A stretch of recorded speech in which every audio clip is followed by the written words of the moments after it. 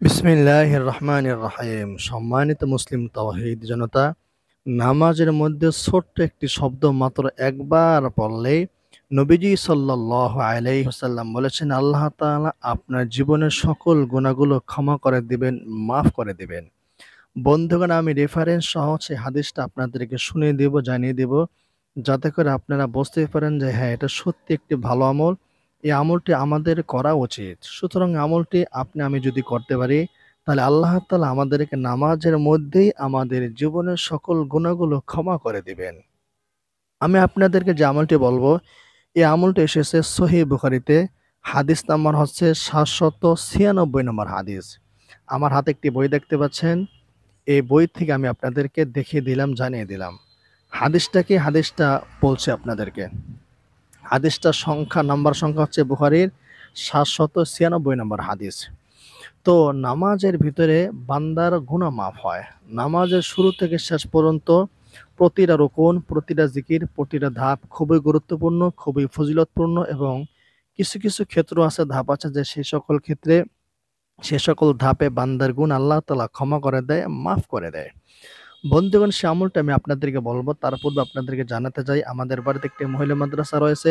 সেখানে এতিম মিসকিন অসহায় ছাত্রী একেবারে ৩ বেলা খাবার বিনামূল্যে খেয়ে কেউ হাফেজা হচ্ছে, কেউ কোরআন শিখছে, কেউ মাওলানা হওয়ার জন্য লেখাপড়া করছে, কোরআন শিখার জন্য, কোরআন জানার জন্য। তো আমরা তাদেরকে ৩ বেলা খাবার বিনামূল্যে খাবার দিচ্ছি আপনাদের দান এবং সহযোগিতার উসিলা এবং আল্লাহ পাকের অশেষ মেহেরবানিতে। তাই ধর্মপ্রাণ মুসলমান যারা আছেন, আপনাদের কাছে অনুরোধ করব, আপনার দানের একটি অংশ আমাদের মাদ্রাসা এতিম মিসকিন অসহায় ছাত্রীদেরকে দান করুন। যারা পুরুষ আছেন তারা আমার সাথে যোগাযোগ করবেন। আর মহিলারা যদি দিতে চান, যোগাযোগ করতে চান, তাহলে আমার ওয়াইফের সাথে যোগাযোগ করবেন স্ক্রিনে দেওয়া নাম্বারে। বন্ধুগণ, আমি আপনাদেরকে যে আমলটি বলবো, আমলটি নামাজের মধ্যে পড়তে হবে। নামাজে দাঁড়িয়ে থাকা অবস্থায় পড়তে হবে। কোন জায়গায় পড়বেন, কিভাবে পড়বেন, কতবার পড়বেন, সবকিছু আপনাদেরকে আমি বিস্তারিত জানাবো ইনশাআল্লাহ। হযরত দাউদ আলাইহিস সালাম যখন দুনিয়াতে আসলেন, দাউদ আলাইহিস সালামের আমলে দাউদ আলাইহিস সালামের এলাকার বাদশা ছিলেন তালুত বাদশা। তার নাম ছিল তালুত। আর তালুত বাদশা যে এলাকায় ছিলেন, তার পার্শ্ববর্তী দেশে আরেকটি বাদশার নাম ছিল জালুত। এই জালুত বাদশা কোনোভাবেই ভালো ছিল না, সে অত্যাচারী ছিল। তাই তালুত বাদশা জালুত বাদশার সাথে যুদ্ধ করার জন্য গেল। ওই সময় দাউদ আলাইহিস সালামের বয়স ছিল, অল্প বালক ছিলেন তিনি। তো এই দাউদ আলাইহিস সালাম জালুত বাদশার গায়ে পাথর মেরে তাকে হত্যা করে দিল। মুসলমানেরা বিজয় হয়ে গেল। তখন তালুত মুসলমানদেরকে সাথে নিয়ে বিজয়ের বেশে তার নিজ দেশে ফিরে আসলো। ওই সময় তালুত বাদশা তার নিজ কন্যাকে দাউদ আলাইহিস সালামের বীরত্ব বাহাদুরি দেখে তার সাথে নিজ কন্যাকে বিবাহ দিয়ে দিল। এদিকে দাউদ আলাইহিস সালামের জনপ্রিয়তা দিন দিন বেড়েই চলছিল। মানুষের মুখোমুখি ছোট বড় সবার মুখে দাউদ আর দাউদ। এক পর্যায়ে মানুষেরা দাউদ আলাইহিস সালামের এত পাগল হয়ে গেছে যে মানুষেরা সিদ্ধান্ত নিল তারা তালুতকে সিংহাসন থেকে সরিয়ে দিয়ে দাউদ আলাইহিস সালামকে সিংহাসনে বসাবে। এই বিষয়টি তালুত বাদশার কানে গেলে এটা তার কাছে একেবারে অপছন্দ হলো। তখন সে সিদ্ধান্ত নিল সে তার সিংহাসনে বসেই থাকবে। এতে করে যদি দাউদকে হত্যা করতে হয়, তাহলে সে দাউদ আলাইহিস সালামকে হত্যা পর্যন্ত করে দিবে। এক্ষেত্রে তার এক মন্ত্রী তাকে পরামর্শ দিল, আপনি যদি দাউদকে হত্যা করতে চান, তাহলে আপনার মেয়ের মাধ্যমে তাকে হত্যা করতে পারবেন, এছাড়া বিকল্প কোনো পথ নেই। তাই তালুত বাদশা তার মেয়ে যে দাউদ আলাইহিস সালামের স্ত্রী, তার কাছে গেল। এই তালুত তার মেয়ের কাছে গিয়ে বলল, বেটি, আমি তোমার কাছে একটি বড় কাজের জন্য আসছি, বড় সহযোগিতার জন্য আসছি। তুমি আমাকে সহযোগিতা করতে পারবে? আমার কাজটাকে তুমি সম্পাদন করে দিতে পারবে? তখন তার মেয়ে বলল, বাবা, কি কাজ? আমি কি কাজ করে দেব? আপনাকে কিভাবে সাহায্য করব? তখন তালুত বলল, দেখো, মানুষেরা দাউদ আলাইহিস সালামের পাগল হয়ে গেছে। এই দাউদ মানুষদেরকে আমার উপরে খেপিয়ে তুলছে। দাউদ আমার থেকে ক্ষমতা ছিনিয়ে নেওয়ার জন্য দলবদ্ধভাবে কাজ করছে। আমার উপরে তারা বিভিন্ন বিভিন্ন অপকৌশল করে আমাকে সিংহাসন থেকে নামানোর জন্য বিভিন্ন বিভিন্ন কূটচক্রী, বিভিন্ন বাহানা তারা খুঁজতেছে।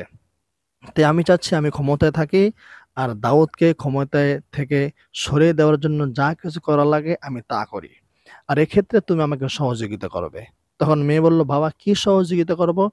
তালুত তখন বলল, তুমি দাউদকে হত্যা করবে। আল্লাহু আকবার। এই কথা শোনার পরে মেয়ে বলল, বাবা তুমি যদি তালুতকে হত্যা করো এবং যদি হত্যা করতে সফল হও, তাহলে মনে রাখো এই তোমার জনগণ তোমাকে কিন্তু ছাড়বে না। তারা দাউদকে যেইভাবে ভালোবাসে, যেইভাবে শ্রদ্ধা করে, মহব্বত করে, এই ভালোবাসার জোয়ারে তুমি ভেসে যাবে, তুমি টিকতে পারবে না।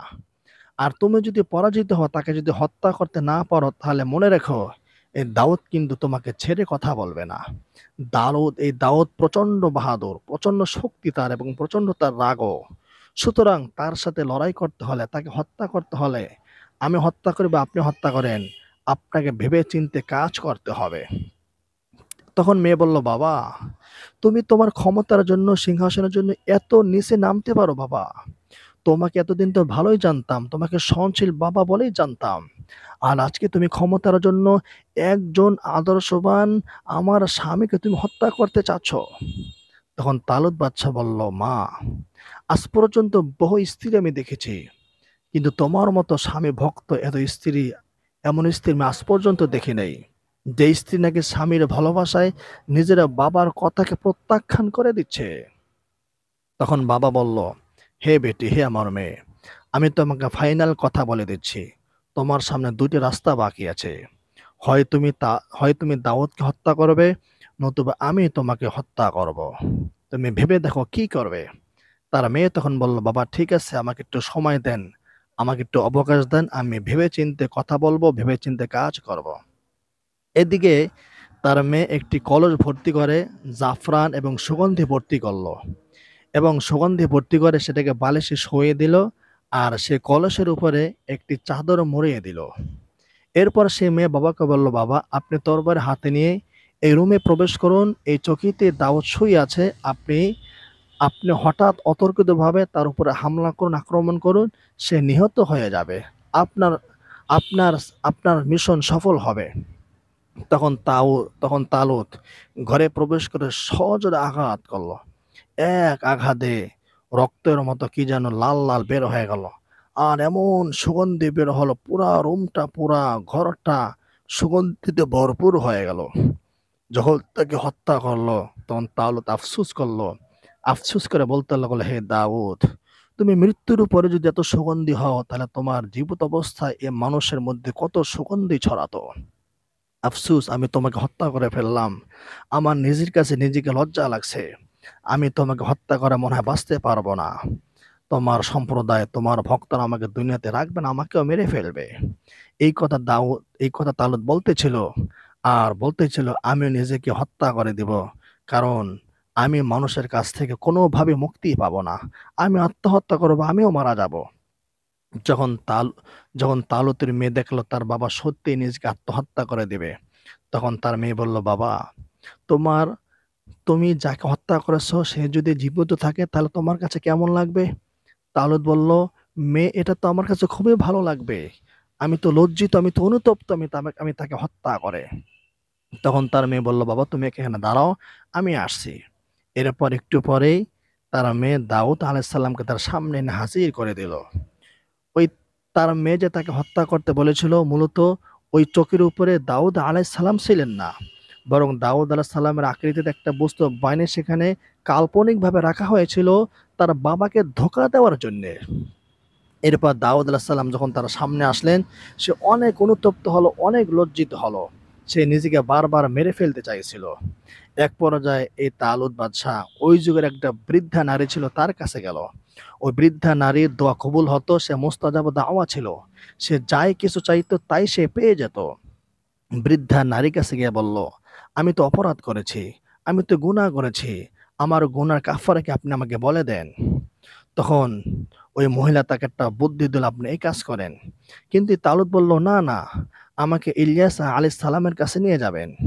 ইলিয়াস আলাইহিস সালাম ওই সময় মৃত্যুবরণ করেছিলেন। এই তালুত বৃদ্ধা মহিলাকে বললেন, আপনি আমাকে কবরের কাছে নিয়ে যান, আপনি দোয়া করুন যেন ইলিয়াস জীবিত হয়, আমার কাফারকে সেটা যেন সে বলে দেয়। তখন তালুত সে বৃদ্ধা মহিলাকে নিয়ে ইলিয়াস আলাইহিস সালামের কবরের কাছে গেল। বৃদ্ধা মহিলা দোয়া করল, হে আল্লাহ, তুমি ইলিয়াসা আলাইহিস সালামকে জীবিত করে দাও, সে যেন তালুতকে তার কাফারা কথা, তওবার কথা জানিয়ে দেয়। বৃদ্ধা মহিলা দোয়া করার সাথে সাথে হযরত ইলিয়াস আলাইহিস সালাম কবর থেকে জাগ্রত হয়ে গেলেন। আল্লাহু আকবার। কবর থেকে জাগ্রত হয়েই ওই তালুতকে বলল, হে তালুত, তুমি তো অপরাধ করেছ, তুমি সীমাহীন অন্যায় করেছ। এই অপরাধ থেকে যদি বাঁচতে চাও, তাহলে তুমি এবং তোমার সপরিবার সহ যুদ্ধের ময়দানে ঝাঁপিয়ে যাও। যতক্ষণ না তুমি লড়াই করে শহীদ না হবে, ততক্ষণ পর্যন্ত তোমার গুনাহ মাফ হওয়ার কোনো সুযোগ নেই। তখন তাহলে সিদ্ধান্ত নিলে, হ্যাঁ, আমাকে এটাই করতে হবে। আমাকে আল্লাহর কাছে ভালো হতে হলে, আমাকে আল্লাহর কাছে প্রিয় পাত্র হতে হলে, আমাকে জান্নাতি হতে হলে, আমাকে যুদ্ধের ময়দানে ঝাঁপিয়ে পড়তে হবে। আল্লাহর জন্য নিজের জীবনকে উৎসর্গ করে দিতে হবে। এর বিকল্প কোনো পথ নেই। এরপর তালুত যুদ্ধের ময়দানে ঝাঁপিয়ে পড়ল এবং শহীদ বরণ করে সে আল্লাহকে সন্তুষ্ট করে পৃথিবী থেকে বিদায় নিয়ে চলে গেল। বন্ধুগণ, তালুত তওবা করার জন্য নিজের জীবনকে দিয়ে দিছে। আল্লাহকে খুশি করার জন্য শহীদ পর্যন্ত হয়ে গেছে। কিন্তু ইসলাম ধর্মে, এটা ছিল অন্য ধর্মের। কিন্তু ইসলাম ধর্মে গুনাহ থেকে পবিত্র হওয়ার জন্য যুদ্ধের ময়দানে যাওয়া লাগে না। গুনাহ থেকে মুক্তি পাওয়ার জন্য তরবারি হাতে নিতে হয় না। গুনাহ থেকে মুক্ত হওয়ার জন্য অনেক আমল রয়েছে। আজকে আমি আপনাদেরকে ছোট্ট একটা আমল বলবো, যে আমলটি করলেই আল্লাহ তাআলা অনেক গুনাহগুলো ক্ষমা করে দেয়, জীবনের সকল গুনাহ ক্ষমা করে দেয়। বন্ধুগণ, সে আমলটি হচ্ছে সহিহ বুখারীর ৭৯৬ নম্বর হাদিসের বর্ণনা।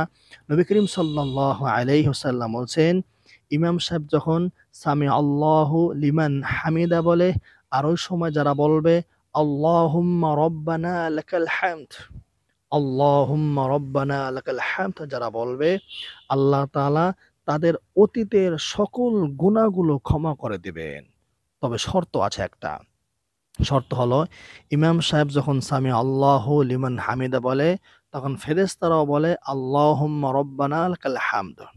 সুতরাং যার আল্লাহুম্মা রব্বানা লাকাল হামদটি ফেরেশতাদের রব্বানা লাকাল হামদের সাথে মিলে যাবে, তাদের জীবনের সকল সগীরা গুনাহগুলো ক্ষমা করে দেওয়া হবে, মাফ করে দেওয়া হবে। সুতরাং আমরা চাই, যখন ইমাম সাহেব সামি আল্লাহু লিমান হামিদা বলবে, ওই সময় আমরা সবাই রব্বানা আল্লাহুম্মা রব্বানা লাকাল হামদ বলবো।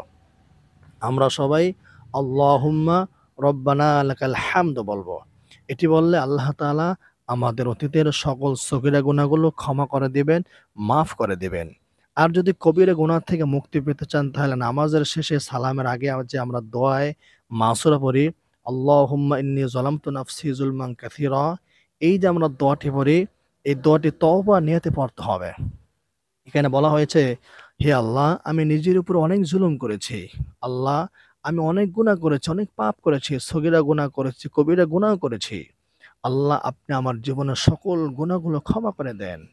আল্লাহ, যেই গুনাহ আমি অতীতে করেছি, এই গুণ আর কোনোদিন করব না।